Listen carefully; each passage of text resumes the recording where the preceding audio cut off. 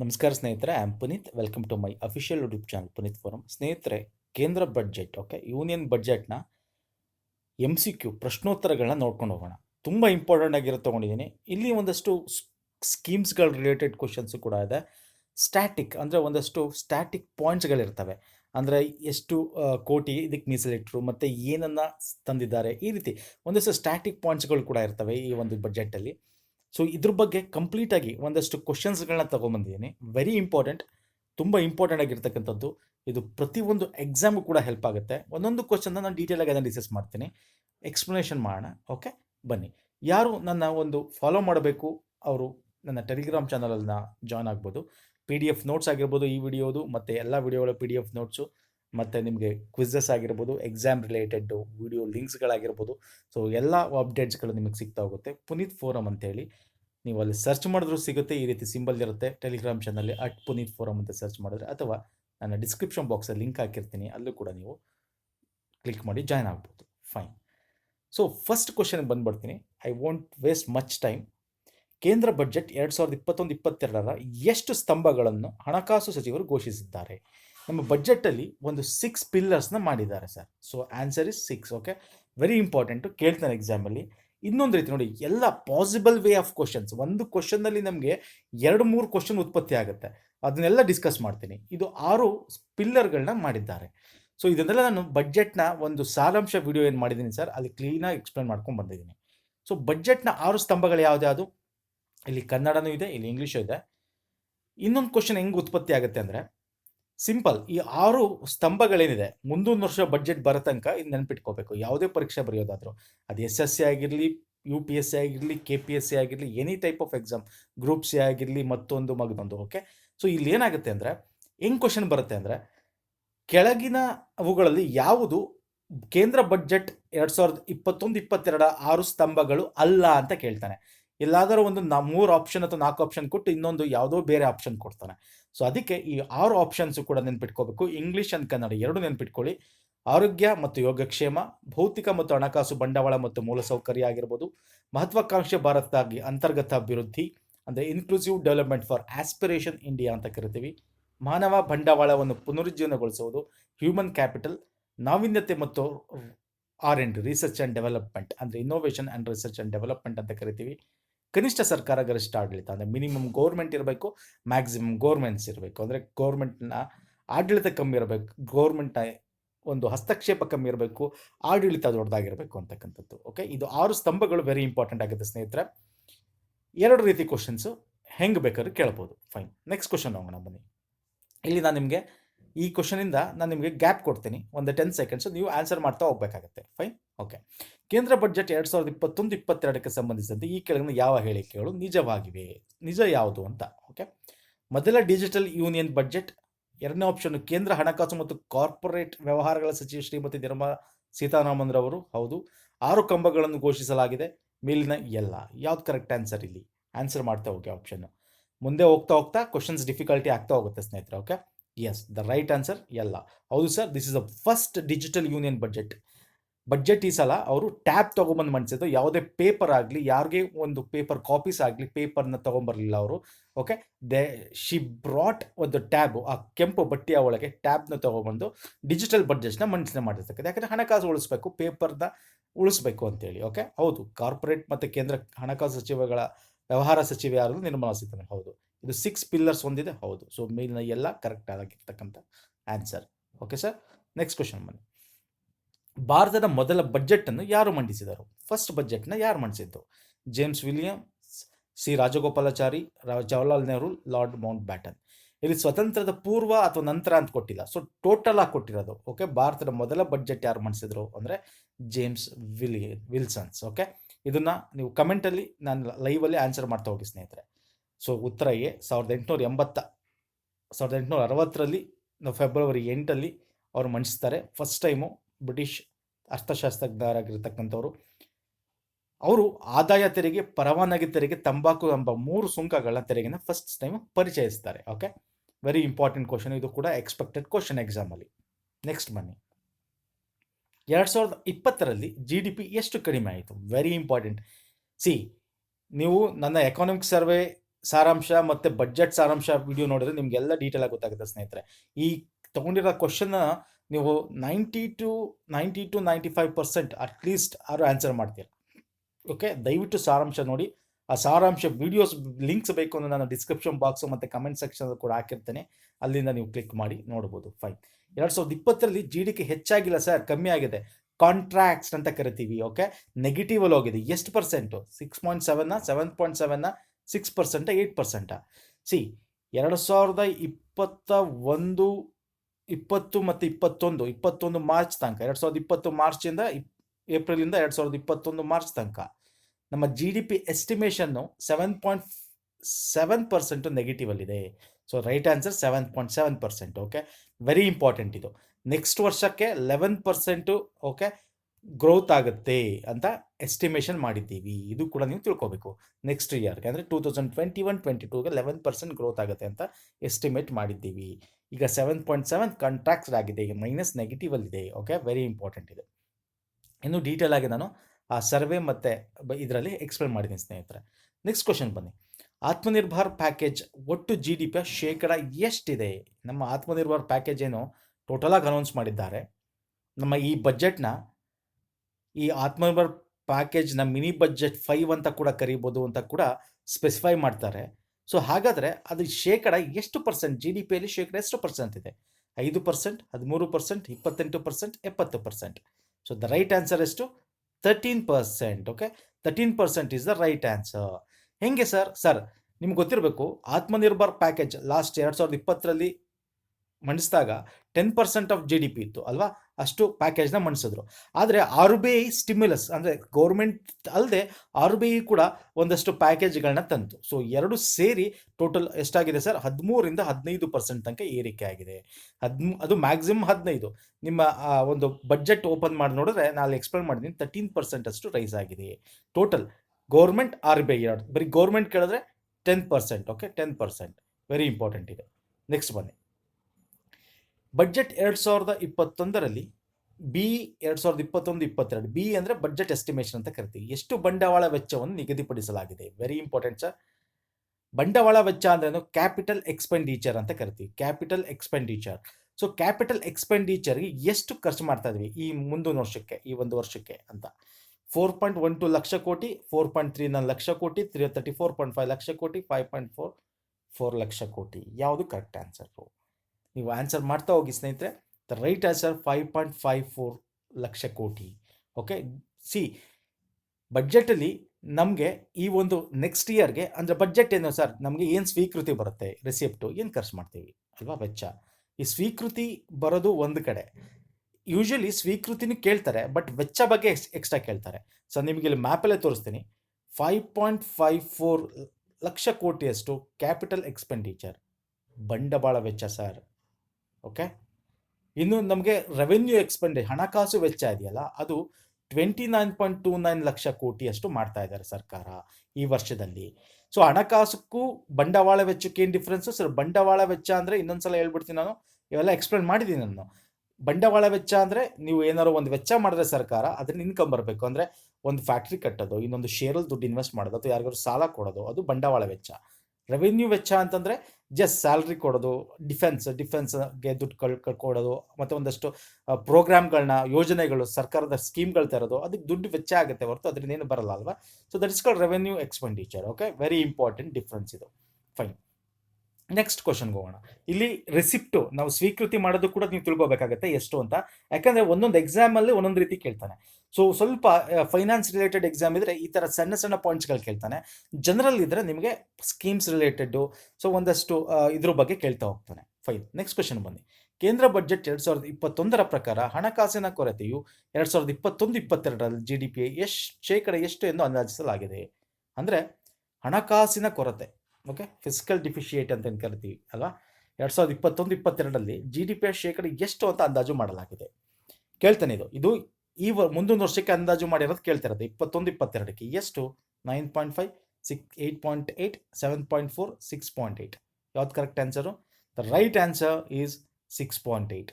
Okay, 2021-22ರಲ್ಲಿ ನೋಡಿ ಇಲ್ಲಿ ತೋರಿಸ್ತೀನಿ ನಾನು ನಿಮಗೆ. 6.8 ಬಜೆಟ್ ಎಸ್ಟಿಮೇಷನಲ್ಲಿ 2021-22ಕ್ಕೆ ಆದರೆ ಲಾಸ್ಟ್ ವರ್ಷಕ್ಕೆ ನಾವು ಹೋದ ವರ್ಷ 2020-21ಕ್ಕೆ ಈ ಫಿಸಿಕಲ್ ಡಿಫಿಷಿಯೇಟ್ನ ನಾವು 3.5 ನಾವು ಅಂದ್ಕೊಂಡಿದ್ವಿ, ಆದರೆ ಆಗಿದ್ದೆಷ್ಟು 9.5. ಇದು ಕೂಡ ಎಕ್ಸಾಮಲ್ಲಿ ಕೇಳ್ತಾನೆ. ಇಲ್ಲಿ ನೋಡಿ 9.5 ಹೋದ ವರ್ಷ. ಈ ವರ್ಷಕ್ಕೆ 2021-22ಕ್ಕೆ 6.8 ಅಷ್ಟು ವಿತ್ತೀಯ ಕೊರತೆ ನಾವು ಮಾಡಿದ್ವಿ. ವಿತ್ತೀಯ ಕೊರತೆ ಅಂದ್ರೇನು? Total receipt, total expenditure other than ಏನು, ಅದರ್ ದೆನ್ ಬಾರೋಯಿಂಗ್ಸ್ ಅಂತ ಕರಿತೀವಿ. ಓಕೆ, ಇವೆಲ್ಲ ನಾನು ಬಡ್ಜೆಟ್ ಅಂದ್ರೆ ಏನು ಅಂತಕ್ಕಂಥ ಒಂದು ವಿಡಿಯೋ ಮಾಡಿದ್ದೀನಿ ಸ್ನೇಹಿತರೆ. ನನ್ನ ಟೆಲಿಗ್ರಾಮ್ ಚಾನಲ್ ಲಿಂಕ್ಸ್ ಇರುತ್ತೆ, ಅಥವಾ ನನ್ನ ಯೂಟ್ಯೂಬ್ ಚಾನಲ್ ವಿಡಿಯೋ ಅಂತ ಸೆಕ್ಷನ್ ಇದೆ, ಅಲ್ಲಿ ಹೋಗಿ ನೀವು ನೋಡಿದ್ರು ಕೂಡ ಸಿಗ್ತದೆ.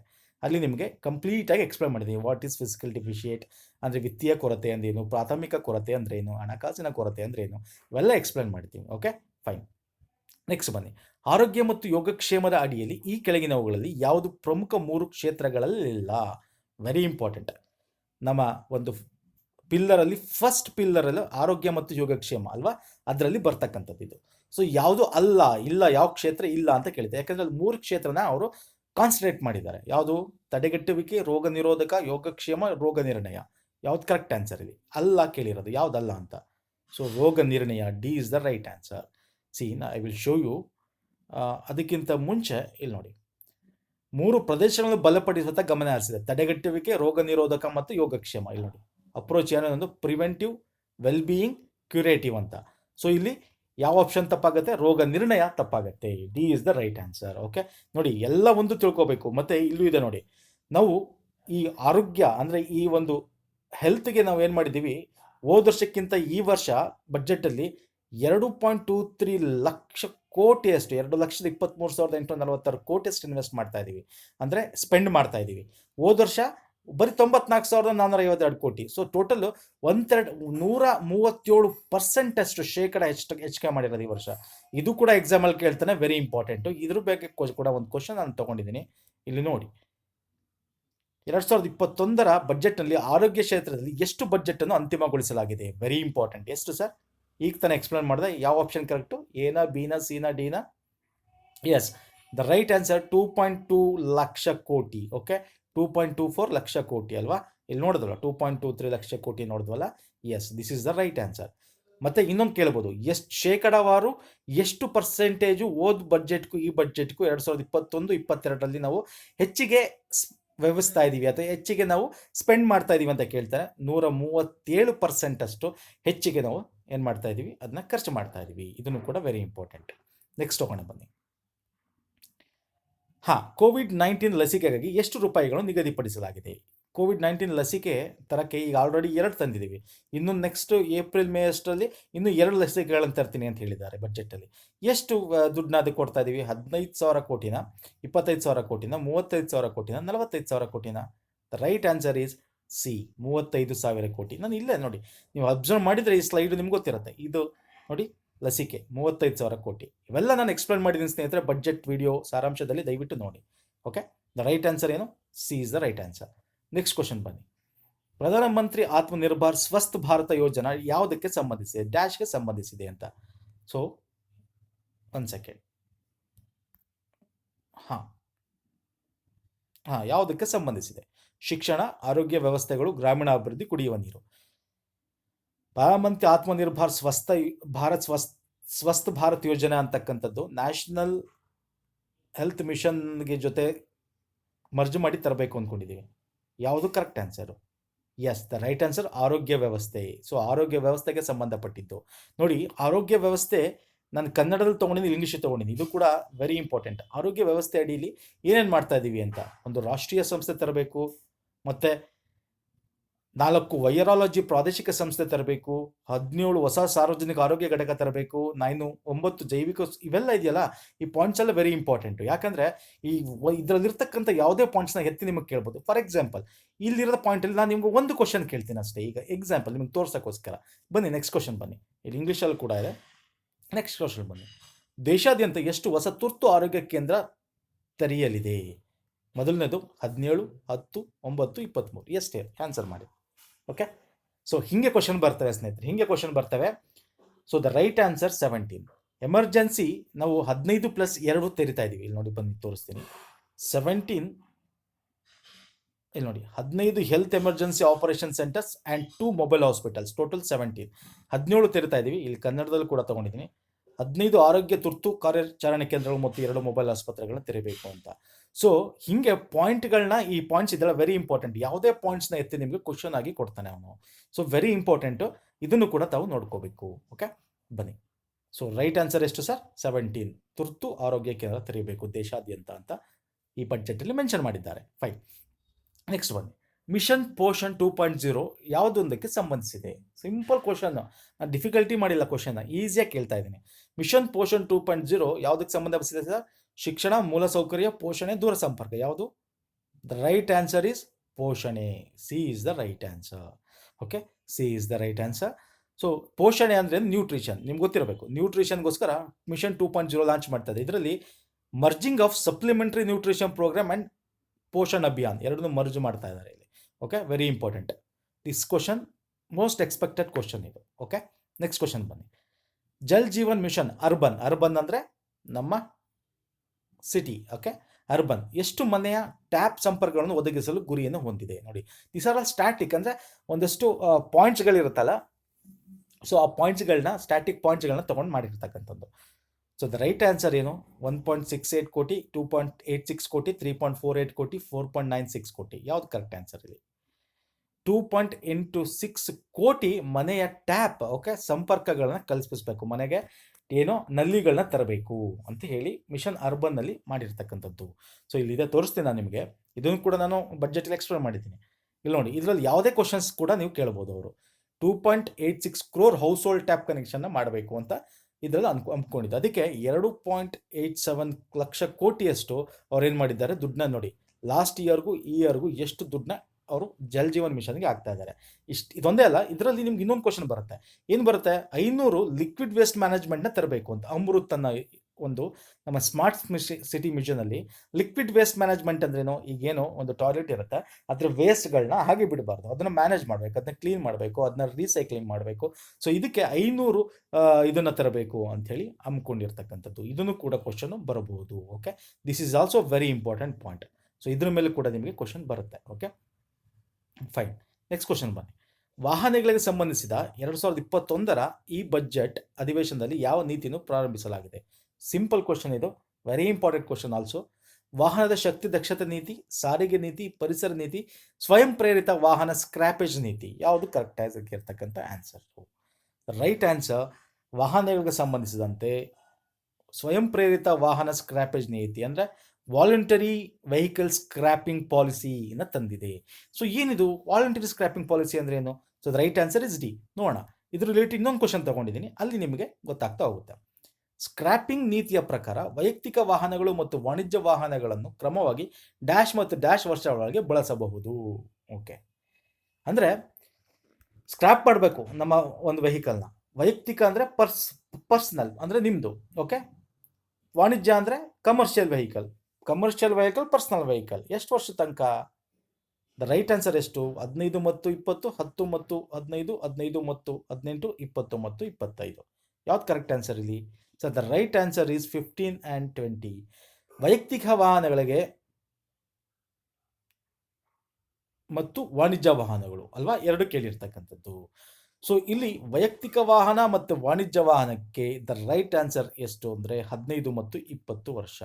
ಓಕೆ, ಅಂದರೆ ನೀವು ವಾಲಂಟರಿ ಆಗಿನ ಸ್ಕ್ರ್ಯಾಪ್ ಮಾಡಬೇಕು. ಈ ಸ್ಕ್ರ್ಯಾಪಿಂಗ್ ಪಾಲಿಸಿಯಲ್ಲಿ ಏನು ಹೇಳ್ತಾರೆ ಅಂದರೆ ವಾಲಂಟರಿ ಆಗಿ ಸ್ಕ್ರ್ಯಾಪ್ ಮಾಡಬೇಕು. ಸ್ಕ್ರ್ಯಾಪ್ ಮಾಡಿದಾಗ ಏನಾಗುತ್ತೆ, ನಿಮಗೂ ಇನ್ಸೆಂಟಿವ್ ಕೊಡ್ತಾರೆ. ಯಾಕೆ ಹೇಳಿ? ಇವೆಲ್ಲ ಏನು ತರ್ತಾರೆ ಸ್ಕ್ರ್ಯಾಪಿಂಗ್ ಪಾಲಿಸಿ ಅಂದರೆ, ತುಂಬ ವರ್ಷ ಬಳಸಿದ್ರೆ ಏನಾಗುತ್ತೆ, ಅದರದ ಒಂದು ದಕ್ಷತೆ ಹೋಗಿರುತ್ತೆ, ಮತ್ತು ಅದರಿಂದ ಹೊರಸೂಸ್ತಕ್ಕಂಥ ಒಂದು ಗಾಳಿ ವಾಯುವಿಂದ ಏನಾಗುತ್ತೆ, ವಾಯು ಮಾಲಿನ್ಯ ಆಗುತ್ತೆ. ಸೊ ಅದನ್ನು ತಡೆಗಟ್ಟಬೇಕು. ಸೊ ಅದರಿಂದ ಇದನ್ನು ತಂದಿರತಕ್ಕಂಥದ್ದು. ನೆಕ್ಸ್ಟ್ ಬನ್ನಿ. ಮಿತ್ರ ಡ್ಯಾಶ್ಗೆ ಸಂಬಂಧಿಸಿದ ಯೋಜನೆ. ಇದು ಒಂದು ಯೋಜನೆ ಇದೆ. ಯಾವುದಕ್ಕೆ ಸಂಬಂಧಿಸಿದ್ದು? ಬಾಹ್ಯಾಕಾಶ ಸಂಶೋಧನೆ, ಜವಳಿ, ಕೃಷಿ, ಫಾರ್ಮಾ ಇಂಡಸ್ಟ್ರೀಸ್. ಯಾವುದು ಕರೆಕ್ಟ್ ಆನ್ಸರ್? ಮಿತ್ರ ಯೋಜನೆ ಅಂತಕ್ಕಂಥದ್ದು ಜವಳಿ ಅಂದರೆ ನಮ್ಮ ಟೆಕ್ಸ್ಟೈಲ್ ಇಂಡಸ್ಟ್ರಿಗೆ ಸಂಬಂಧಪಟ್ಟಿದ್ದು ಸರ್. ಹೌದು ಸರ್. ಏನು ಅಂದರೆ 7 ನಮಗೆ ಟೋಟಲ್ಲು 7 ಟೆಕ್ಸ್ಟೈಲ್ ಪಾರ್ಕ್ಸ್ನ ಎಸ್ಟಾಬ್ಲಿಷ್ ಮಾಡಬೇಕು 3 ವರ್ಷದಲ್ಲಿ ಅಂತ ಕಾರ್ಯಕ್ರಮ ಅಂದ್ಕೊಂಡಿದ್ವಿ. ಮಿತ್ರ ಅಂತಂದರೆ ಮೆಗಾ ಇನ್ವೆಸ್ಟ್ಮೆಂಟ್ ಟೆಕ್ಸ್ಟೈಲ್ ಪಾರ್ಕ್ ಅಂತ ಅರ್ಥ. ಅಂದರೆ ಇದು ಯಾವುದಕ್ಕೆ ಸಂಬಂಧಪಟ್ಟಿದ್ದು? ಟೆಕ್ಸ್ಟೈಲ್ ಇಂಡಸ್ಟ್ರಿಗೆ ಸಂಬಂಧಪಟ್ಟಿದ್ದು. ಇದರಿಂದ ಏನಾಗುತ್ತೆ, ನಮಗೆ ಹತ್ತಿಯ ಒಂದು ಆಮದು ಮಾಡ್ಕೊಳ್ಳೋದಿರಲಿ, ಜೊತೆಗೆ ಒಂದು ಉದ್ಯೋಗಗಳನ್ನ ರಚನೆ ಮಾಡೋದಕ್ಕೆ ತುಂಬ ಹೆಲ್ಪ್ ಆಗ್ತಕ್ಕಂಥದ್ದು. ಮರಿಬೇಡಿ, ಮಿತ್ರ ಅಂದದ್ದು ಮೆಗಾ ಇನ್ವೆಸ್ಟ್ಮೆಂಟ್ ಟೆಕ್ಸ್ಟೈಲ್ ಪಾರ್ಕ್ ಅಂತ ಅದರ ಅರ್ಥ. ಸೊ ಫುಲ್ ಫಾರ್ಮು 7 ಟೆಕ್ಸ್ಟೈಲ್ ಪಾರ್ಕ್ನ ಮುಂದಿನ 3 ವರ್ಷಗಳಲ್ಲಿ ನಾವು ಮಾಡ್ಬೇಕು. ಹೆಂಗೆ ಬೇಕಾದ್ರೆ ಕೇಳ್ಬೋದು, ಎಷ್ಟು ವರ್ಷಗಳಲ್ಲಿ ಅಂತ ಕೂಡ ಕೇಳ್ಬೋದು ಆ ಕ್ವಶನ್ಗೆ. ಓಕೆ, 7 ಅಂತೇನಿತ್ತು ಅದು ಎಷ್ಟು ವರ್ಷ ಅಂತ ಕೂಡ ಕೇಳ್ಬೋದು. ಮುಂದಿನ 3 ವರ್ಷ, ಅದು ನೆನ್ಪಿಟ್ಕೊಳ್ಳಿ. ನೆಕ್ಸ್ಟ್ ಬನ್ನಿ, NIPಯ ಪೂರ್ಣ ರೂಪ ಏನು? ವೆರಿ ಇಂಪಾರ್ಟೆಂಟ್, ಇನ್ಫ್ರಾಸ್ಟ್ರಕ್ಚರ್ಗೆ ಇದು ತುಂಬ ಇಂಪಾರ್ಟೆಂಟ್ ಕ್ವಶನ್ ಆಗುತ್ತೆ.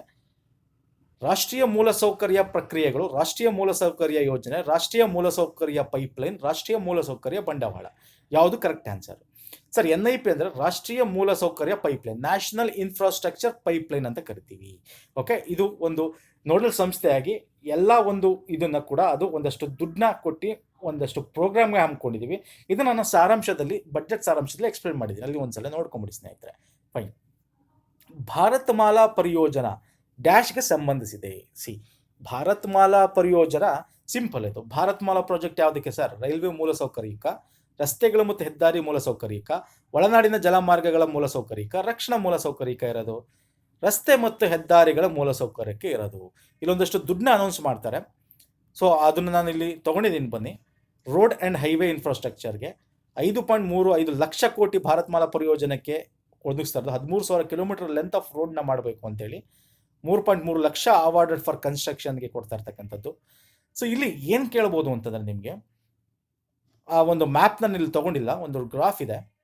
Usually per kilometre per day ನಾವೇನು ಕಿಲೋಮೀಟರ್ ಬಿಲ್ಡ್ ಮಾಡ್ತಾ ಇದ್ದೀವಿ, 2021ಕ್ಕೂ 20ಕ್ಕೂ ನಾವು ಕಂಪೇರ್ ಮಾಡಿದ್ರೆ 21 ಕಮ್ಮಿ ಆಗಿದೆ, 20 ಜಾಸ್ತಿ ಇದೆ.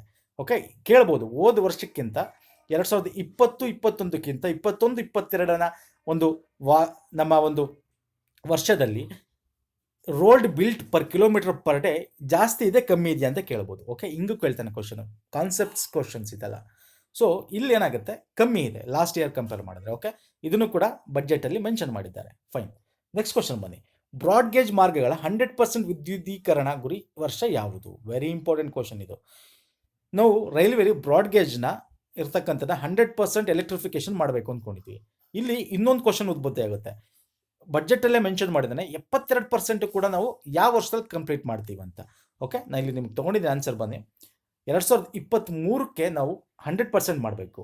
ಓಕೆ, ಅದೇ 72% ನಾವು ಅಚೀವ್ ಮಾಡಬೇಕು 2021ಕ್ಕೆ. ಅಂದರೆ ಈ ವರ್ಷ ನಾವು 100% ನಾವು ಎಲೆಕ್ಟ್ರಿಫಿಕೇಶನ್ ಬ್ರಾಡ್ಗೇಜ್ ಇರ್ತಕ್ಕಂಥದ್ದನ್ನ 100% ಏನು ಮಾಡಬೇಕು ನಾವು, ಅದು ಎಲೆಕ್ಟ್ರಿಫೈಡ್ ಟ್ರೈನ್ಸ್ ಆಗಿ ಮಾಡಬೇಕು 2023 ಒಳಗೆ. ಈ ವರ್ಷ ಅಟ್ಲೀಸ್ಟ್ 72% ಅಚೀವ್ ಮಾಡಬೇಕು ಅಂತ ಬಜೆಟಲ್ಲಿ ಹೇಳಿದೆ. ಓಕೆ, ವೆರಿ ಇಂಪಾರ್ಟೆಂಟ್ ಇದು. ನೆಕ್ಸ್ಟ್ ಬನ್ನಿ, ಶ್ರೇಣಿ 2 ನಗರಗಳು ಮತ್ತು ಶ್ರೇಣಿ 1 ನಗರಗಳು, ಅಂದರೆ ಟೈರ್ 1 ಟೈರ್ 2 ಸಿಟೀಸ್ ಅಂತ ಕರಿತೀವಿ. ಓಕೆ, ಸಂಬಂಧಿಸಿದಂತೆ ಇದೇ ರೀತಿಯ ಅನುಭವದ ಕಡಿಮೆ ವೆಚ್ಚದಲ್ಲಿ ಮೆಟ್ರೋ ರೈಲು ವ್ಯವಸ್ಥೆಯನ್ನು ಒದಗಿಸುವ ಗುರಿಯನ್ನು ಹೊಂದಿರುವ 2 ತಂತ್ರಜ್ಞಾನಗಳನ್ನು ಹೆಸರಿಸಿ. ಅಂದರೆ ಟೈರ್ 1 ಟೈರ್ 2 ಸಿಟಿಲಿ ಮೆಟ್ರೋ ರೀತಿ ರೈಲುಗಳನ್ನ ತರಬೇಕು ಅಲ್ಲಿಗೆ. ಈಗ ನಾವು ಮೆಟ್ರೋ ಸಿಟಿಲಿ ಹೆಂಗೆ ಮೆಟ್ರೋ ಇದೆಯಾ, ಅದೇ ರೀತಿ ಅದು ನೆಕ್ಸ್ಟ್ ಸಿಟೀಸ್. ಈಗ ನಮ್ಮ ಕರ್ನಾಟಕದಲ್ಲಿ ತೊಗೊಂಡ್ರೆ ಮೆಟ್ರೋ ಸಿಟೀಸ್ ಬೇರೆ, ಟೈರ್ 2 ಸಿಟೀಸ್ ಅಂದರೆ ಈಗ ಮಂಗಳೂರು, ಮೈಸೂರು, ಬೆಳಗಾವಿ ಇವೆಲ್ಲ ಟೈರ್ 2 ಸಿಟೀಸ್ ಅಂತ ಕರಿತೀವಲ್ಲ ಹಾಗೆ. ಸೊ ಅಲ್ಲೂ ಕೂಡ ಮೆಟ್ರೋ ರೀತಿಯಾದ ಒಂದು ಅರ್ಬನ್ ರೈಲ್ನ ತರಬೇಕು. ಸೊ ಅದನ್ನು ಯಾವ ತಂತ್ರಜ್ಞಾನ ಯೂಸ್ ಮಾಡ್ತಾರೆ? Metro max, metronet, metrolite, metroneo, metromin, metro pack ಅಂತೀವಿ, metro cosmo, metro urban. The right answer ಏನು ಅಂದರೆ ಮೆಟ್ರೋಮಿನ್ ಮತ್ತು ಮೆಟ್ರೋ ಪ್ಯಾಕ್ ಅಂತಕ್ಕಂಥದ್ದು. ಓಕೆ, ಮೆಟ್ರೋ ಲೈಟ್ ಮತ್ತು ಮೆಟ್ರೋನಿಯೋ ಅಂತಕ್ಕಂಥದ್ದು. B is the right answer. ಇಲ್ಲಿದೆ ನೋಡಿ, ತೋರಿಸ್ತೀನಿ. Metro lite and metroneo for tier 2 tier 1 ಸಿಟೀಸ್ಗೆ ತರಬೇಕು ಅಂತೇಳಿ. ಇವೆಲ್ಲ ಇಂಪಾರ್ಟೆಂಟು. ಮತ್ತು ಇನ್ನೊಂದಿದೆ ಇಲ್ಲಿ ಪಬ್ಲಿಕ್ ಪ್ರೈವೇಟ್ ಪಾರ್ಟ್ನರ್ಶಿಪ್ಪಲ್ಲಿ ಒಂದಷ್ಟು ಬಸ್ಗಳನ್ನೂ ಕೂಡ ತರಬೇಕು ಅಂತ ಬಜೆಟಲ್ಲಿದೆ. ಸೊ ಇದೆಲ್ಲ ಬಜೆಟಲ್ಲಿ ಎಕ್ಸ್ಪ್ಲೇನ್ ಮಾಡಿದ್ದೀನಿ ಸರ್. ಈ ಕ್ವಶನ್ಸ್ ಕೂಡ ಬರ್ತಕ್ಕಂಥ ಚಾನ್ಸಸ್ಸು ಇದೆ. ಮತ್ತು ವಾಲಂಟ್ರಿ ವೆಹಿಕಲ್ ಸ್ಕ್ರ್ಯಾಪಿಂಗ್ ಬಗ್ಗೆ ಆಗಿರ್ಬೋದು. ಮತ್ತು 42 ಸಿಟಿಗಳಲ್ಲಿ ಏರ್ ಪೊಲ್ಯೂಷನ್ನ ಟ್ಯಾಕಲ್ ಮಾಡಬೇಕು. ಕೇಳ್ತಾನೆ, ಎಷ್ಟು ಸಿಟಿಗಳಲ್ಲಿ ಏರ್ ಪೊಲ್ಯೂಷನ್ನ ಟ್ಯಾಕಲ್ ಮಾಡಬೇಕು ಅಂತ ಬಜೆಟ್ ಮೆನ್ಷನ್ ಮಾಡಿದೆ, ಅಥವಾ ಅದಕ್ಕೆಷ್ಟು ಕೋಟಿ ಇನ್ವೆಸ್ಟ್ ಮಾಡ್ತಾ ಇದೆ ಅಥವಾ ಖರ್ಚು ಮಾಡ್ತಾ ಇದೆ ಅಂತ ಕೂಡ ಕೇಳ್ಬೋದು ನಿಮಗೆ. ಸೊ ಇವೆಲ್ಲ ಪಾಯಿಂಟ್ಸ್ಗಳು ಕೂಡ ವೆರಿ ಇಂಪಾರ್ಟೆಂಟ್ ಆಗ್ತದೆ ಎಕ್ಸಾಮ್ ಪರ್ಸ್ಪೆಕ್ಟಿವಿಂದ. ಫೈನ್. ನೆಕ್ಸ್ಟ್ ಕ್ವಶನ್ ಹೋಗೋಣ ಬನ್ನಿ. ಸರ್ಕಾರದ ನೀತಿ ಉಜ್ವಲ ಯೋಜನೆಯಿಂದ ಎಷ್ಟು ಜನರಿಗೆ ಲಾಭ ಆಗಿದೆ? ಸೊ ಇದುವರೆಗೂ ಲಾಸ್ಟ್ ವರ್ಷದ ತನಕ ಎಷ್ಟು ಜನಕ್ಕೆ ಉಜ್ವಲ ಯೋಜನೆ ಲಾಭ ಆಗಿದೆ ಅಂತ ಕೇಳಿರ್ತಕ್ಕಂಥ ಕ್ವಶನ್. 1 ಕೋಟಿ, 8 ಕೋಟಿ, 50 ಕೋಟಿ, 25 ಕೋಟಿ. ಯಾವುದು correct answer? So the right answer sir 8 ಕೋಟಿ. ಸೊ ಇಲ್ಲಿ 8 ಕೋಟಿ ಜನರಿಗೂ ಈ ಉಜ್ವಲ ಯೋಜನೆ ತಲುಪಿದೆ, ಅಂದರೆ ಗ್ಯಾಸ್, LPG ಗ್ಯಾಸ್. ಇಲ್ಲೇ ಬಜೆಟಲ್ಲಿ ಇನ್ನೊಂದು ಕ್ವಶನ್ ಬರುತ್ತೆ ಸ್ನೇಹಿತರೆ. ಮುಂದಿನ ವರ್ಷ ಅಂದರೆ 2021-22ಕ್ಕೆ ಇದನ್ನು ಎಕ್ಸ್ಟೆನ್ಷನ್ ಮಾಡ್ತಾರೆ, ಎಷ್ಟು ಜನಕ್ಕೆ ಎಕ್ಸ್ಟೆಂಡ್ ಮಾಡ್ತಾ ಇದ್ದಾರೆ ಅಂತ ಕೂಡ ಕ್ವಶನ್ ಕೇಳ್ಬೋದು. ಈ ವರ್ಷ ಬಜೆಟಲ್ಲಿ 21-22ಕ್ಕೆ ಮುಂದಿನ ವರ್ಷಕ್ಕೆ 1 ಕೋಟಿ ಜನರಿಗೆ ಟಾರ್ಗೆಟ್ ಮಾಡ್ತಾರೆ, ಅಷ್ಟು ಜನಕ್ಕೆ ನಾವು ಇದನ್ನು ತಲುಪಿಸಬೇಕು ಅಂತ. ಆಲ್ರೆಡಿ ಕಂಪ್ಲೀಟ್ ಆಗಿರೋದು 8 ಕೋಟಿ. ಓಕೆ, ಈ ಕ್ವಶನ್ಗೆ ಹಿಂಗೂ ಕ್ವಶನ್ ಬರುತ್ತೆ, ನೆಕ್ಸ್ಟ್ ಎಷ್ಟು ಜನಕ್ಕೆ ತಲುಪಿಸಬೇಕು ಅಂತ ಬಜೆಟಲ್ಲಿ ಎಸ್ಟಿಮೇಟ್ ಮಾಡ್ಕೊಂಡಿದ್ದಾರೆ ಅಂತ ಕೇಳ್ಬೋದು ನಿಮಗೆ. 1 ಕೋಟಿ ನೆಕ್ಸ್ಟ್ ಜನಕ್ಕೆ ತಲುಪಿಸಬೇಕು, ಇನ್ನು ಹೆಚ್ಚುವರೆಗೆ 1 ಕೋಟಿ ತಲುಪಿಸಬೇಕು ಅಂತ ಬಜೆಟಲ್ಲಿ ಹೇಳಿದ್ದಾರೆ. ಸೊ ಆ ಕ್ವಶನ್ ಕೂಡ ಬರ್ಬೋದು ನಿಮಗೆ. Okay fine. ನೋಡಿ, ಒಂದೇ ಕ್ವಶನಲ್ಲಿ 2-3 ಕ್ವಶನ್ನು ಫ್ರೇಮ್ ಆಗ್ತಕ್ಕಂಥ ಇದು ಕೂಡ ಇರ್ತವೆ. Okay fine. ನೆಕ್ಸ್ಟ್ ಬನ್ನಿ. ಡ್ಯಾಶ್ ರಲ್ಲಿ ವಿದೇಶಿ ನೇರ ಹೂಡಿಕೆಯನ್ನು 49%ರಿಂದ 74%ಗೆ ಏರಿಸಲಾಗಿದೆ. ಯಾವುದರಲ್ಲಿ? ರಕ್ಷಣಾದಲ್ಲ, ರೈಲ್ವೆ ಅಲ್ಲ, ವಿಮೆನ, ಶಿಕ್ಷಣ. ವೆರಿ ಇಂಪಾರ್ಟೆಂಟ್ ಇದು. ವಿದೇಶಿ FDI, ಫಾರಿನ್ ಡೈರೆಕ್ಟ್ ಇನ್ವೆಸ್ಟ್ಮೆಂಟ್ನ ಎಕ್ಸ್ಟ್ರಾ ಮಾಡ್ತಾ ಇರ್ತಕ್ಕಂಥದ್ದು ಯಾವ ಒಂದು ವಲಯದಲ್ಲಿ? C is the right answer, ವಿಮೆ ವಲಯ. ವಿಮೆ, ಇನ್ಶೂರೆನ್ಸ್ ವಲಯದಲ್ಲಿ ಸರ್ ಫಾರಿನ್ ಡೈರೆಕ್ಟ್ ಇನ್ವೆಸ್ಟ್ಮೆಂಟ್ನ 49%ರಿಂದ 74%ಗೆ ಏರಿಕೆ ಮಾಡ್ತಾ ಇದ್ದೀವಿ. ಅಲ್ಲೊಂದಷ್ಟು ಓನರ್ಶಿಪ್ಪು, ಒಂದಷ್ಟು ಇದು ಕೊಡ್ತಕ್ಕಂಥದ್ದು, ಶೇರ್ಸ್ ಕೊಡ್ತಕ್ಕಂಥದ್ದು ಕೂಡ ಹೆಚ್ಚಿಗೆ ಮಾಡ್ತಾ ಇರ್ತಕ್ಕಂಥದ್ದು. Okay, very important. Next question ಬನ್ನಿ. ಪಬ್ಲಿಕ್ ಸೆಕ್ಟರ್ ಬ್ಯಾಂಕ್, PSB ಅಂತ ಕರಿತೀವಿ. ಓಕೆ, ಸಾರ್ವಜನಿಕ ಬ್ಯಾಂಕ್ಸ್ಗಳಂತ ಏನಿದೆ ಗಳ ಮರುಬಂಡವಾಳೀಕರಣಕ್ಕಾಗಿ ಎಷ್ಟು ರೂಪಾಯಿಗಳನ್ನು ನಿಗದಿಪಡಿಸಲಾಗಿದೆ? ಅಂದರೆ ಈಗ ಗೊತ್ತಿದೆ, ಬ್ಯಾಂಕ್ಗಳು, ನಾನು ಎಕ್ಸ್ಪ್ಲೇನ್ ಮಾಡ್ತೀನಿ ನೋಡಿ. ಬ್ಯಾಂಕ್ಗಳು ಸಾಲ ಕೊಡುತ್ತೆ, ಸಾಲ ಸಿಗಲ್ಲ, ಮಲ್ಯ ಅಂತವ್ರು ಓಡೋಗ್ತಾರೆ, ನೀರವ್ ಮೋದಿ ಅಂತ ಓಡೋಗ್ತಾರೆ. ಬ್ಯಾಂಕ್ ದಿವಾಳಿ ಆಗಬೇಕಾ? ಇಲ್ಲ. ಸೊ ಬ್ಯಾಂಕ್ನ ಪ್ರೊಟೆಕ್ಟ್ ಮಾಡೋಕ್ಕೋಸ್ಕರ ಸರ್ಕಾರ ಒಂದಷ್ಟು ದುಡ್ಡನ್ನ ಇನ್ಫ್ಯೂಸ್ ಮಾಡುತ್ತೆ, ಕ್ಯಾಪಿಟಲ್ ಇನ್ಫ್ಯೂಷನ್ ಅಂತ ಕರಿತೀವಿ. ಓಕೆ, ಸೊ ಎಷ್ಟು ಮರು ಬಂಡವಾಳೀಕರಣಕ್ಕೆ ಸರ್ಕಾರ ಈ ವರ್ಷ ಕೊಡಬೇಕು ಅಂತ ಅಂದ್ಕೊಂಡಿದೆ? 10,000 ಕೋಟಿ, 15,000 ಕೋಟಿ, 20,000 ಕೋಟಿ, 25,000 ಕೋಟಿ. The right answer is yes, 20,000 ಕೋಟಿ ಕೊಡಬೇಕು ಅಂದ್ಕೊಂಡು ಬ್ಯಾಂಕ್ಗಳು ಯಾವುದು ಲಾಸ್ ಆಗುತ್ತೆ ಮರು ಬಂಡವಾಳೀಕರಣ ಮಾಡೋಕ್ಕೋಸ್ಕರ ಕೊಡಬೇಕು ಅಂತ. Okay fine. ನೆಕ್ಸ್ಟ್ ಕ್ವಶನ್ ಬನ್ನಿ. 2021-22ರಲ್ಲಿ ಈ ಕೆಳಗಿನ ಯಾವ ಕಂಪನಿಗಳಲ್ಲಿ ಕಾರ್ಯತಂತ್ರದ ಹೂಡಿಕೆ ಹಿಂದೆಗೆದಕ್ಕೆ ಯೋಜಿಸಲಾಗಿದೆ? ಡಿಸ್ಇನ್ವೆಸ್ಟ್ಮೆಂಟ್ ಅಲ್ವಾ, ಸರ್ಕಾರ ಡಿಸ್ಇನ್ವೆಸ್ಟ್ಮೆಂಟ್ ಮಾಡಿ ದುಡ್ಡನ್ನ ಎತ್ಕೋತಾ ಇದೆ ಅಲ್ವಾ.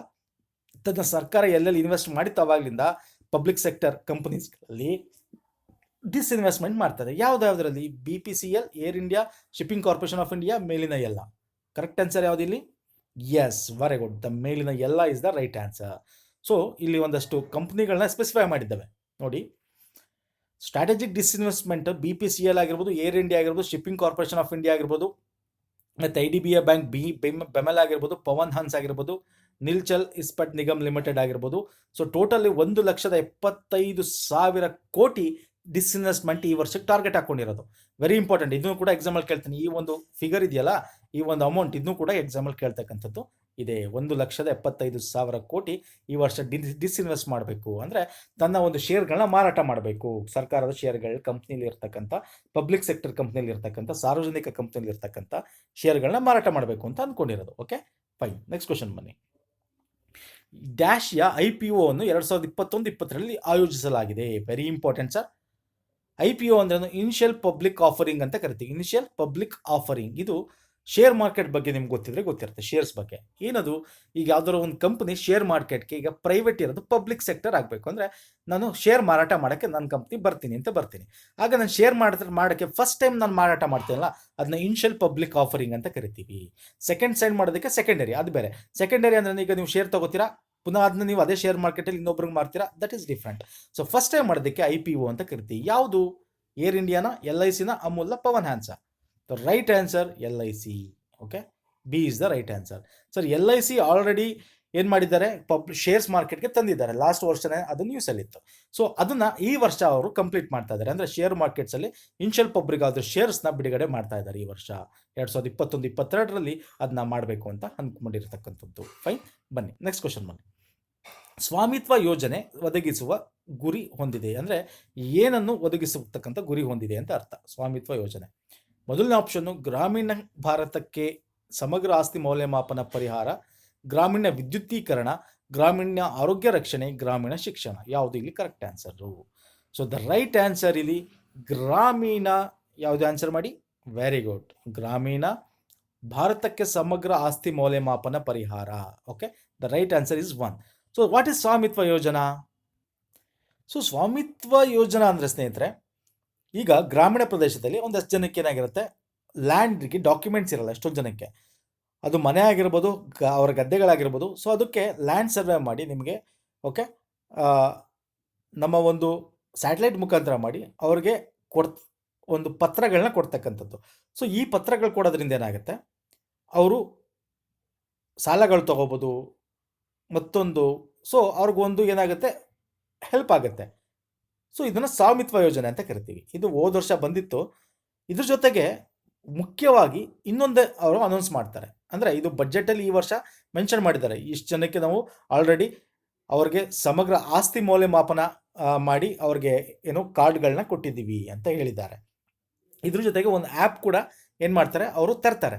ಈ ಜೊತೆಗೆ ತಂದಿರತಕ್ಕಂಥ ಆ್ಯಪ್ನ ಹೆಸರೇನು, ಅಪ್ಲಿಕೇಶನ್, ಆ್ಯಂಡ್ರಾಯ್ಡ್ ಅಪ್ಲಿಕೇಶನ್ನ ಆ್ಯಪ್ನ ಹೆಸರೇನು, ಅದು ಬಡ್ಜೆಟಲ್ಲಿ ಇಲ್ಲ. ಬಟ್ ಇದು ಸ್ವಾಮಿತ್ವ ಯೋಜನಾ ಮತ್ತು ಅದು ಎರಡು ಒಟ್ಟಿಗೆನೇ ಏನು ಮಾಡೋದು, ಗ್ರಾಮೀಣಾಭಿವೃದ್ಧಿ ಡೇ ಅಂತ ಏನು ಕರಿತೀವಿ ನಾವು, ಹೋದ ವರ್ಷ 2020 ಲಾಂಚ್ ಮಾಡಿದ್ರು ಪ್ರಧಾನಮಂತ್ರಿಗಳು. ಸೊ ಆ್ಯಪ್ನ ಹೆಸರೇನು, ನೀವು ದಯವಿಟ್ಟು ಕಮೆಂಟ್ ಸೆಕ್ಷನ್ ತಿಳಿಸಿ. ಯಾಕಂದರೆ ಈ ಕ್ವಶನ್ ಕೂಡ ತುಂಬ ಇಂಪಾರ್ಟೆಂಟ್, ಎಕ್ಸ್ಪೆಕ್ಟೆಡ್ ಕ್ವಶನ್ ಆಗುತ್ತೆ. ಫೈನ್, ನೆಕ್ಸ್ಟ್ ಬನ್ನಿ. ಇಲ್ಲಿ ನೋಡಿ, ಸ್ವಾಮಿತ್ವ ಯೋಜನೆ 1.8 ಲಕ್ಷ ಪ್ರಾಪರ್ಟಿ ಓನರ್ಸ್ಗೆ ಕೊಟ್ಟಿರ್ತಕ್ಕಂಥದ್ದು. 1241 ವಿಲೇಜಲ್ಲಿ. ಸ್ವಾಮಿತ್ವ ಅಂದರೆ ಏನು ಅಂದರೆ survey of villages abadi and mapping with improve technology in village areas ಅಂತ ಅರ್ಥ. ಓಕೆ, ಟೆಕ್ನಾಲಜಿ ಯೂಸ್ ಮಾಡಿಕೊಂಡು ಮ್ಯಾಪಿಂಗ್ ಮಾಡಿ ಅವ್ರಿಗೆ ಕಾರ್ಡ್ಗಳನ್ನ ಕೊಟ್ಟಿರ್ತಕ್ಕಂಥದ್ದು, ಅಂದರೆ ಅವರ ಒಂದು ಪ್ರಾಪರ್ಟಿ ಕಾರ್ಡ್ಗಳನ್ನ ಇಶ್ಯೂ ಮಾಡಿರ್ತಕ್ಕಂಥದ್ದು. ಫೈನ್, ವೆರಿ ಇಂಪಾರ್ಟೆಂಟ್ ಕ್ವಶನ್ ಇದು. ಅದರ ಮೊಬೈಲ್ ಅಪ್ಲಿಕೇಶನ್ ನೇಮು ಕಮೆಂಟ್ ಸೆಕ್ಷನ್ಲಿ ಪಾಸ್ ಮಾಡಿ ವಿಡಿಯೋನ ತಿಳಿಸಿ ಸ್ನೇಹಿತರೆ. ನೆಕ್ಸ್ಟ್ ಕ್ವಶನ್ ಬನ್ನಿ. 2021 ಬಜೆಟ್ ಅಧಿವೇಶನದಲ್ಲಿ ಎಷ್ಟು ಹೊಸ ಮೀನುಗಾರಿಕೆ ಕೇಂದ್ರಗಳನ್ನು ಶೀಘ್ರದಲ್ಲೇ ತೆರೆಯಲು ನಿರ್ಧರಿಸಲಾಗಿದೆ? ವೆರಿ ಇಂಪಾರ್ಟೆಂಟ್ ಇದು. 5, 19, 1, 25 ಯಾವುದು correct answer? So the right answer 5 sir. ಯಾಕೆ ಇದನ್ನು ತಗೊಂಡೆ ಅಂತಂದರೆ, ನಿಮಗೆ ಡೈರೆಕ್ಟಾಗಿ ಎಷ್ಟು ಕೇಂದ್ರಗಳನ್ನ ಅಭಿವೃದ್ಧಿ ಮಾಡಬೇಕು ಅಂತ ಕ್ವಶನ್ ಕೇಳ್ಬೋದು, ಅಥವಾ ಈ ಕೆಳಗಿನಗಳಲ್ಲಿ ಯಾವುದು ಆ ಕೇಂದ್ರಗಳು ಅಲ್ಲ ಅಥವಾ ಯಾವುದು ಅಂತ ಕೂಡ ಕೇಳ್ಬೋದು. ಪ್ರಮುಖವಾಗಿ ಆ 5 ಕೇಂದ್ರಗಳನ್ನ ನೀವು ಹೆಸರಿಸಬೇಕಾಗತ್ತೆ. ಅದಕ್ಕಿಂತ ಮುಂಚೆ ಈ ಕ್ವಶನ್ ಆನ್ಸರ್ ಮಾಡಿ ನಾನು ನಿಮಗೆ ತೋರಿಸ್ತೀನಿ. ಕಡಲಕಳೆ ಕೃಷಿಯನ್ನು ಉತ್ತೇಜಿಸಲು ವಿವಿಧೋದ್ದೇಶ ಕಡಲಕಳೆ ಉದ್ಯಾನವನ್ನು ಎಲ್ಲಿ ಸ್ಥಾಪಿಸಲಾಗುವುದು? ಕಡಲಕಳೆ ಅಂದ್ರೆ ಏನು ಅಂದರೆ ಕೊಳೆ ಅಲ್ಲ, ಅದು ಕಳೆ ಅಂದರೆ ಸಿ ವೀಡ್ ಅಂತ ಕರಿತೀವಿ. ಸಿ ವೀಡ್, ವೀಡ್ ಅಂದ್ರೆ ಏನು, ಕಳೆ. ಈಗ ಗದ್ದೆಯಲ್ಲಿ ನಾವು ಕಳೆ ಬಂದರೆ ಕಳೆ ಅಂತೀವಿ, ವೀಡ್ ಅಂತ ಕರಿತೀವಲ್ವಾ. ಅದೇ ಕಡಲ ಅಂತಂದರೆ ನಮ್ಮ ಒಂದು ಸಿ ಅಂದರೆ ಸಮುದ್ರದಲ್ಲಿ ಬೆಳೀತಕ್ಕಂಥ ಕಳೆಗಳನ್ನ ಏನು ಮಾಡೋದು, ಅದರಿಂದ ಕೂಡ ಉಪಯೋಗ ಇದೆ. ಔಷಧಿ ತಯಾರಿಕೆಗಾಗ್ಬೋದು, ತುಂಬ ಉಪಯೋಗ ಇದೆ ಅದರಿಂದ ಕೂಡ. ಸೊ ಅದನ್ನು ಎಲ್ಲಿ ಸ್ಥಾಪನೆ ಮಾಡಬೇಕು ಉದ್ಯಾನವನವನ್ನು ಅಂತ ಬಜೆಟಲ್ಲಿ ಹೇಳಿದೆ. ತಮಿಳುನಾಡು, ಕರಾಲ, ಕರ್ನಾಟಕ, ಆಂಧ್ರ ಪ್ರದೇಶ. ಯಾವುದು correct answer? Tamil Nadu is the right answer. Fine, ನೋಡಿದ್ರ ಮೀನುಗಾರಿಕೆಗೆ ತುಂಬ ಇದೆ. ಇಲ್ಲಿ ನೋಡಿ, ಮೀನುಗಾರಿಕೆಯಲ್ಲಿ ನಾನು ನಿಮ್ಗೆ ಹೇಳಿದೆ 5 ಪ್ರಮುಖ ಕೇಂದ್ರಗಳನ್ನು ಅಭಿವೃದ್ಧಿ ಮಾಡಬೇಕು ಅಂತ. ಎಲ್ಲಿ ಅಂತ ಕೇಳ್ತಾನೆ ಎಕ್ಸಾಮಲ್ಲಿ. ಕೊಚ್ಚಿ, ಚೆನ್ನೈ, ವಿಶಾಖಪಟ್ಟಣಂ, ಪ್ಯಾರಾದೀಪ್ ಮತ್ತು ಪೆಟ್ಟುಘಾಟ್ ಅಂತ. ಈ 5 ಮರಿಬೇಡಿ, ಯಾಕಂದರೆ ಎಕ್ಸಾಮಲ್ಲಿ ನಿಮಗೆ ನಂಬರ್ ಕೇಳ್ಬೋದು, ಅಥವಾ ಕೆಳಗಿನವುಗಳಲ್ಲಿ ಯಾವುದು 5 ಮೀನುಗಾರಿಕಾ ಕೇಂದ್ರ ಅಭಿವೃದ್ಧಿ ಕೇಂದ್ರ ಅಲ್ಲ ಬಜೆಟಲ್ಲಿ ಮೆನ್ಷನ್ ಮಾಡಿರೋ ಪ್ರಕಾರ ಅಂತ ಕೇಳ್ತಾನೆ ಸಿಂಪಲ್ ಆಗಿ. ಓಕೆ, ಅಲ್ಲ ಅಂತ ಕೇಳಿದಾಗ ಈ 5 ನಿಮ್ಗೆ ನೆನಪಿರಬೇಕು: ಕೊಚ್ಚಿ, ಚೆನ್ನೈ, ವಿಶಾಖಪಟ್ಟಣಂ, ಪ್ಯಾರಾದೀಪ್ ಮತ್ತು ಪೆಟ್ಟುಘಾಟ್. ಈ 5 ವೆರಿ ಇಂಪಾರ್ಟೆಂಟ್. ಓಕೆ, ಇಲ್ಲಿ ನೋಡಿ, ತಮಿಳುನಾಡಲ್ಲಿ ಕಡಲಕಳೆ ಕೃಷಿಯನ್ನು ಉದ್ಯಾನವನ ತರಬೇಕು ಅಂತ ಅಂದ್ಕೊಂಡಿರೋದು. Fine, okay. ನೆಕ್ಸ್ಟ್ ಬನ್ನಿ. NGOಗಳು, ಖಾಸಗಿ ಶಾಲೆಗಳು, ರಾಜ್ಯಗಳ ಸಹಭಾಗಿತ್ವದಲ್ಲಿ ಎಷ್ಟು ಹೊಸ ಸೈನಿಕ ಶಾಲೆಗಳನ್ನು ಸ್ಥಾಪಿಸಲಾಗುವುದು? ಸೈನಿಕ ಶಾಲೆಗಳು, ಆರ್ಮಿ ಸ್ಕೂಲ್ಸ್ನ ತೆಗಿಬೇಕು ಅಂತ ಅಂದ್ಕೊಂಡಿರ್ತಕ್ಕಂಥದ್ದು. ಎಷ್ಟು? 50, 100, 150, 200. ಎಷ್ಟು right answer? Yes, the right answer ಎಷ್ಟು? 100 ಸೈನಿಕ ಶಾಲೆಗಳನ್ನ ತೆಗಿಬೇಕು ಅಂತ ಅಂದ್ಕೊಂಡಿದ್ದಾರೆ. ಎಷ್ಟು? 100. Fine, okay. ನೆಕ್ಸ್ಟ್ ಬನ್ನಿ. ಬುಡಕಟ್ಟು ಪ್ರದೇಶಗಳಲ್ಲಿ ಎಷ್ಟು ಏಕಲವ್ಯ ಮಾದರಿ ವಸತಿ ಶಾಲೆಗಳನ್ನು ಅಭಿವೃದ್ಧಿಪಡಿಸಲಾಗುತ್ತದೆ? ಏಕಲವ್ಯ ಸ್ಕೂಲ್ಸ್ ಅಂತ ಕರಿತೀವಿ. ಬುಡಕಟ್ಟು ಅಂದರೆ ನಮ್ಮ ಶೆಡ್ಯೂಲ್ಡ್ ಕ್ಯಾಸ್ಟ್, ಶೆಡ್ಯೂಲ್ಡ್ ಟ್ರೈಬ್ಸ್ ಅಂತ ಕರಿತೀವಿ. ಕ್ಯಾಸ್ಟ್ ಅಲ್ಲ, ಶೆಡ್ಯೂಲ್ಡ್ ಟ್ರೈಬ್ಸ್. ಸೊ ಅಂದರೆ ಹಳ್ಳಿಗಳ ಒಂದು ಅವರು ಹೊರಗಡೆ ಬರಲ್ಲ ಅಲ್ವಾ.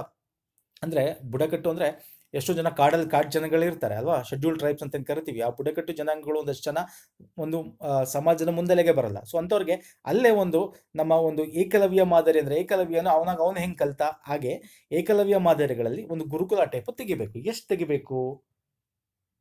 750, 750. ಓಕೆ, ಇದೆಲ್ಲ ಇದೆಯಲ್ಲ ವೆರಿ ಇಂಪಾರ್ಟೆಂಟ್. 750. ಅದೇ ರೀತಿ ಭವಿಷ್ಯದಲ್ಲಿ ಸರ್ಕಾರವು ಎಷ್ಟು ಆದರ್ಶ ಶಾಲೆಗಳನ್ನು ತೆರೆಯುತ್ತದೆ ಅಂತ ಮೆನ್ಷನ್ ಮಾಡಿದ್ದಾರೆ ಬಜೆಟಲ್ಲಿ. ಇದು ಕೂಡ ಮೆನ್ಷನ್ ಆಗಿದೆ. ಎಷ್ಟು ಆದರ್ಶ ಶಾಲೆ ಅಂದರೆ, ಆದರ್ಶ ಅಂದ್ರೆ ಸರ್, ಒಂದು ಶಾಲೆನ ರಚನೆ ಮಾಡಿ ಅದನ್ನ ಆದರ್ಶವಾಗಿಟ್ಕೊಂಡು ಅದ್ರ ಮುಖಾಂತರ ಅದೇ ಥರ ಮಾಡೆಲ್ ಶಾಲೆಗಳು ಅಂತೀವಲ್ಲ, ಆ ರೀತಿ. ಎಷ್ಟು? 15,000ನ 1,000ನ 1,00,000ನ 1,00,00,000ನ. The right answer 15,000. ಓಕೆ, 15,000 ಆದರ್ಶ ಶಾಲೆಗಳನ್ನ ತೆಗಿಬೇಕು. ಅಂದರೆ ನಮ್ಮ ಅರ್ಬನ್, ನಗರ ಮತ್ತು ಲೋಕಲ್ ಏರಿಯಾಗಳು ಏನಂತ ಇರ್ತವಲ್ಲ ಅಲ್ಲಿ ತೆಗೆದು ನಮ್ಮ ದೇಶದಾದ್ಯಂತ 15,000 ಟಾರ್ಗೆಟ್ ಇಟ್ಕೊಂಡಿದ್ದೀವಿ. ತೆಗೆದು ಆ ಶಾಲೆಗಳನ್ನ ಆ ಮಾಡೆಲ್ ಶಾಲೆಗಳಾಗಿ ಬಿಲ್ಡ್ ಮಾಡಿ ಅದೇ ರೀತಿ ಎಲ್ಲ ಕಡೆನೂ ಡೆವಲಪ್ ಮಾಡಬೇಕು ಅಂತ ಸರ್ಕಾರದ ಯೋಜನೆ ಇದೆ. ಇದು ಬಜೆಟಲ್ಲಿ ಕೂಡ ಮೆನ್ಷನ್ ಆಗಿದೆ. Okay, very important. ಫೈನ್. ಇಲ್ಲಿ ನೋಡಿ, ನಾನು ನಿಮ್ಗೆ ಹೇಳಿದ್ನಲ್ಲ, ಏಕಲವ್ಯ ಆಗಿರ್ಬೋದು, 100 ಸೈನಿಕ್ ಶಾಲೆಗಳಾಗಿರ್ಬೋದು, 15,000 ನೋಡಿ ಇಲ್ಲಿ ನ್ಯಾಷನಲ್ ಎಜುಕೇಷನ್ ಪಾಲಿಸಿ ಮುಖಾಂತರ 15,000 ಶಾಲೆಗಳನ್ನು ಬಲಪಡಿಸಬೇಕು, ಆದರ್ಶ ಶಾಲೆಗಳು ಅಂತ ಕರಿತೀವಿ. ಇದೆಲ್ಲ ನನ್ನ ಬಜೆಟ್ ಸಾರಾಂಶದಲ್ಲಿ ಮಾಡಿದ್ದೀನಿ ಸ್ನೇಹಿತರೆ. ಅದರ ಲಿಂಕು ಮತ್ತು ಎಕನಾಮಿಕ್ ಸರ್ವೆ ಲಿಂಕು ಕೂಡ ಕೊಡ್ತೀನಿ, ದಯವಿಟ್ಟು ನೋಡ್ಕೊಳ್ಳಿ. ಭಾರತದ ಇತಿಹಾಸದಲ್ಲಿ ಮೊದಲ ಡಿಜಿಟಲ್ ಜನಗಣತಿಗೆ ಒಟ್ಟು ಡ್ಯಾಶ್ಡ್ ಅಮೌಂಟನ್ನು ಹಂಚಿಕೆ ಮಾಡಲಾಗಿದೆ. ಡಿಜಿಟಲ್ ಜನಗಣತಿ ಅಂದರೆ ನಿಮ್ಗೆ ಗೊತ್ತಿರಬೇಕು, ಈ ವರ್ಷ 2021 ನಮ್ಮ ಜನಗಣತಿ ನಡೀತಕ್ಕಂಥ ವರ್ಷ. ಡಿಜಿಟಲ್ ಮುಖಾಂತರ ಮಾಡಬೇಕು ಅಂತ ಅಂದ್ಕೊಂಡಿರ್ತಕ್ಕಂಥದ್ದು. ಓಕೆ, ಡಿಜಿಟಲ್ ಮುಖಾಂತರ ಅಂದರೆ ಟ್ಯಾಬ್ಗಳು ಕೊಟ್ಟು ಅವ್ರಿಗೆ, ಅಥವಾ ಆ್ಯಂಡ್ರಾಯ್ಡ್ ಆ್ಯಪ್ಸ್ಗಳು ಕೊಟ್ಟು ಅದ್ರ ಮುಖಾಂತರ ಮಾಡಬೇಕು ಅಂತ. ಅದಕ್ಕೆ ಒಂದಷ್ಟು ದುಡ್ಡನ್ನ ನಾವು ಏನು ಮಾಡ್ತಾ ಇದ್ದೀವಿ, ಹಾಕ್ತಾ ಇದ್ದೀವಿ. ಎಷ್ಟು ದುಡ್ಡು? ವೆರಿ ಇಂಪಾರ್ಟೆಂಟ್ ಇದೆ, ಎಕ್ಸಾಮ್ ಪರ್ಸ್ಪೆಕ್ಟಿವ್ ಅಂತೂ ತುಂಬ ಇಂಪಾರ್ಟೆಂಟು. ರೈಟ್ ಆನ್ಸರ್ ಹೇಳ್ಬಿಡ್ತೀನಿ ನಾನು ಇಲ್ಲಿ, ಎನ ಬಿನ ಸಿನ ಅಂತ. ದ ರೈಟ್ ಆನ್ಸರ್ ಎ, 3,768 ಕೋಟಿ ಕೊಡಬೇಕು ಅಂತ ಸರ್ಕಾರಿ ಬಜೆಟ್ನಲ್ಲಿ ಎತ್ತಿಟ್ಟಿದೆ ಅದಕ್ಕೋಸ್ಕರ. Okay, very important. ಈ ವರ್ಷ ನಡೆಯುತ್ತೆ ಏನೋ ನಮ್ಮ ಜನಗಣತಿ ನಡೀತಕ್ಕಂಥದ್ದು. ನೆಕ್ಸ್ಟ್ ಬನ್ನಿ, ಯಾಕೇಳಿ 10 ವರ್ಷಕ್ಕಲ್ವ, 2011 ಈ ಸಲ 2021 ನಡೆಯುತ್ತೆ. ನೆಕ್ಸ್ಟ್ ಕ್ವಶನ್ ಬನ್ನಿ. ಡ್ಯಾಶ್ ವರ್ಷಕ್ಕಿಂತ ಮೇಲ್ಪಟ್ಟ ಹಿರಿಯ ನಾಗರಿಕರು ಮತ್ತು ಪಿಂಚಣಿ ಮತ್ತು ಬಡ್ಡಿ ಆದಾಯವನ್ನು ಮಾತ್ರ ಹೊಂದಿರುವವರು ತೆರಿಗೆ ರಿಟರ್ನ್ ಸಲ್ಲಿಸುವುದರಿಂದ ವಿನಾಯಿತಿ ಪಡೆದಿದ್ದಾರೆ. ಸೀನಿಯರ್ ಸಿಟಿಸನ್ಸ್ಗೆ ಟ್ಯಾಕ್ಸ್ ರಿಟರ್ನ್ಸ್ ಫೈಲ್ ಮಾಡೋಕ್ಕೆ ವಿನಾಯಿತಿ ಕೊಟ್ಟಿದ್ದಾರೆ. ಅವ್ರಿಗೆ ಒಂದು ಪಿಂಚಣಿ ಮತ್ತು ಬಡ್ಡಿ ಬರತಕ್ಕಂಥದ್ರಿಂದ ತೆರಿಗೆ ಕಟ್ಟನ್ನ ತಪ್ಪಿಸ್ಕೊಳ್ಳೋಕ್ಕೋಸ್ಕರ. ಸೊ ಎಷ್ಟು ವರ್ಷದ ಮೇಲ್ಪಟ್ಟವರಿಗೆ? 75 ವರ್ಷದ ಮೇಲ್ಪಟ್ಟವರಿಗೆ. Okay, C is the right answer. C is the right answer. 70 ಅಲ್ಲ, 75 ವರ್ಷ. Okay, very important. ನೆಕ್ಸ್ಟ್ ಬನ್ನಿ, ವಿವಾದ್ ಸೆ ವಿಶ್ವಾಸ್ ಯೋಜನೆಗೆ ಡ್ಯಾಶ್ಗೆ ಸಂಬಂಧಿಸಿದೆ. ಇದು ಯಾವುದಕ್ಕೆ ಸಂಬಂಧಪಟ್ಟಿದ್ದು? ಹೋದ ವರ್ಷ ಬಜೆಟಲ್ಲೂ ಇತ್ತು, ಈ ವರ್ಷ ಬಜೆಟಲ್ಲೂ ಕೂಡ ಇದೆ. ವಿವಾದಿತ ತೆರಿಗೆ ಇತ್ಯರ್ಥ, ವಾಹನ ಸಾಲ, ಚಿನ್ನದ ಸಾಲ, ವಸತಿ ಸಾಲ. ದ ರೈಟ್ ಆನ್ಸರ್ ಯಾವುದು? ವಿವಾದ ತೆರಿಗೆ ಇತ್ಯರ್ಥ. A is the right answer. Okay, ಬನ್ನಿ. ಅಂದರೆ ತೆರಿಗೆ ಡಿಸ್ಪ್ಯೂಟ್ಸ್ ಇರುತ್ತಲ್ಲ, ವಿವಾದ ವಿಶ್ವಾಸ ಅಂದರೆ ಈ ತೆರಿಗೆ ಡಿಸ್ಪ್ಯೂಟ್ಸ್ನ ಆನ್ಲೈನ್ ಮುಖಾಂತರ ನೀವೇ ಸೆಟಲ್ ಮಾಡ್ಕೊಳ್ತಕ್ಕಂಥದ್ದು. ಇಲ್ಲಿ ಫೇಸ್ ಟು ಫೇಸ್ ಏನು ಇರೋಲ್ಲ. ಇದನ್ನು ಜನವರಿ 2021 ತನಕ, 31 ಜನವರಿ ತನಕ ಎಕ್ಸ್ಟೆಂಡ್ ಮಾಡಿದ್ರು. ಓಕೆ, ಅದನ್ನ ವಿವಾದ ವಿಶ್ವಾಸ ಅಂತ ಕರಿತೀವಿ. ನೆಕ್ಸ್ಟ್ ಬನ್ನಿ, ಬಜೆಟ್ 2021ರಲ್ಲಿ ಯಾವ ರಾಜ್ಯ ಯೂನಿಯನ್ ಟೆರಿಟರಿಯಲ್ಲಿ ಕೇಂದ್ರ ವಿಶ್ವವಿದ್ಯಾನಿಲಯವನ್ನು ತೆರೆಯಲು ಸರ್ಕಾರ ನಿರ್ಧರಿಸಿದೆ? ಕೇಂದ್ರ ವಿಶ್ವವಿದ್ಯಾಲಯ ತೆರೆಯಬೇಕು ಅಂತ ಸರ್ಕಾರ ಹಮ್ಮಿಕೊಂಡಿದೆ. ಎಲ್ಲಿ? ಲೇ. ಓಕೆ, ಲಡಾಖ್ನ ಲೇನಲ್ಲಿ. ನಿಮಗೆ ಗೊತ್ತಿರಬೇಕು, ಜಮ್ಮು ಕಾಶ್ಮೀರ ಲಡಾಖ್ಗೆ ಒಂದಷ್ಟು ಪ್ಯಾಕೇಜ್ಗಳನ್ನ ಕೊಟ್ಟಿದೆ. ಈ ಬಜೆಟ್ ಅಲ್ಲದೆ ಮುಂಚೆನೂ ಕೂಡ ಒಂದಷ್ಟು ಯೂನಿಯನ್ ಟೆರಿಟರಿ ಆಗಿ ಡಿವೈಡ್ ಆದಮೇಲೆ ಒಂದಷ್ಟು ಪ್ಯಾಕೇಜ್ಗಳನ್ನ ಕೊಡ್ತಾ ಬಂದಿದೆ. ಸೊ ಲೇನಲ್ಲಿ ಒಂದು ಸೆಂಟ್ರಲ್ ಯೂನಿವರ್ಸಿಟಿನ ತೆಗಿಬೇಕು ಅಂತಂದ್ಬಿಟ್ಟು ಹಮ್ಮಿಕೊಂಡಿರ್ತಕ್ಕಂಥದ್ದು. ನೆಕ್ಸ್ಟ್ ಬನ್ನಿ, ದೇಶದ ಜನರಲ್ಲಿ ಡಿಜಿಟಲ್ ಪಾವತಿಯ ಬಗ್ಗೆ ಜಾಗೃತಿ ಮೂಡಿಸಲು ಸರ್ಕಾರ ಎಷ್ಟು ಬಜೆಟನ್ನು ಒದಗಿಸುತ್ತಾರೆ? ಈ ಬಜೆಟ್ ಹೇಳಿದ್ದಾರೆ, ಈ ಡಿಜಿಟಲ್ ಪಾವತಿ ಅಂದರೆ ಡಿಜಿಟಲ್ ಪೇಮೆಂಟ್ನ ನಾವು ಏನು ಮಾಡಬೇಕು, ಪ್ರೋತ್ಸಾಹ ಮಾಡಬೇಕು, ಅದನ್ನು ತರಬೇಕು. ಓಕೆ, ಸೊ ಅದಕ್ಕೆ ಏನು ಮಾಡಬೇಕು ಸರ್? ಡಿಜಿಟಲ್ ಪೇಮೆಂಟ್ ತರಬೇಕು ಅಂದರೆ ಜನರಿಗೆ ಜಾಗೃತಿ ಮೂಡಿಸಬೇಕು, ಮತ್ತು ಡಿಜಿಟಲ್ ಇನ್ಫ್ರಾಸ್ಟ್ರಕ್ಚರ್, ಮೂಲಭೂತ ಸೌಕರ್ಯ, ನಮ್ಮ ಒಂದು ಡಿಜಿಟಲ್ ಮೂಲಭೂತ ಸೌಕರ್ಯನ ಬಿಲ್ಡ್ ಮಾಡಬೇಕು. ಅದಕ್ಕೆ ದುಡ್ಡು ಇನ್ವೆಸ್ಟ್ ಮಾಡಬೇಕಲ್ಲ. ಎಷ್ಟು ದುಡ್ಡು? 1,500 ಕೋಟಿ, 2,000 ಕೋಟಿ, 3,500 ಕೋಟಿ, 50,000 ಕೋಟಿ. ದ ರೈಟ್ ಆನ್ಸರ್ 1,500 ಕೋಟಿ.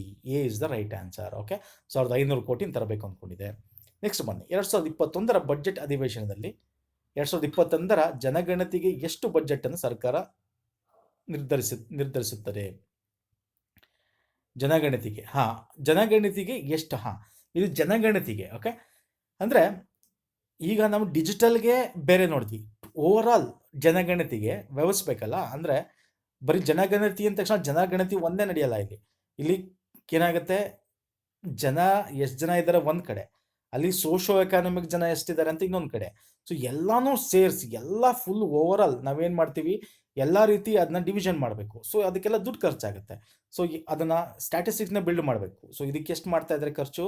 50,000 ಕೋಟಿ. A is the right answer. Okay, ಇದನ್ನು ಕೂಡ ಎಕ್ಸಾಮಲ್ಲಿ ಕೇಳ್ತಕ್ಕಂಥ ಚಾನ್ಸಸ್ ಇದೆ. And next question very important. 2021 budget ಬಗ್ಗೆ ಸರಿಯಾದ ಹೇಳಿಕೆ ಆರಿಸಿ. ಸಣ್ಣ ಕಂಪನಿಗಳ ಗರಿಷ್ಠ ಮಿತಿ ಪಾವತಿಸುವ ಬಂಡವಾಳವನ್ನು 50 ಲಕ್ಷ ರೂಪಾಯಿಗಳಿಂದ 2 ಕೋಟಿ ರೂಪಾಯಿಗೆ ಹೆಚ್ಚಿಸಲು ಸರ್ಕಾರ ಘೋಷಿಸಿತು. ನೆಕ್ಸ್ಟ್, ಸರ್ಕಾರವು ಗರಿಷ್ಠ ವಹಿವಾಟಿನ ಮಿತಿಯನ್ನು 2 ಕೋಟಿಯಿಂದ 20 ಕೋಟಿಗೆ ಹೆಚ್ಚಿಸಿದೆ. ಎಸ್, ಯಾವುದು ಕರೆಕ್ಟ್ ಆನ್ಸರ್ ಇಲ್ಲಿ? ದ ರೈಟ್ ಆನ್ಸರ್ 1 ಮತ್ತು 2 ಕರೆಕ್ಟ್ ಸರ್. ಹೌದು ಸರ್.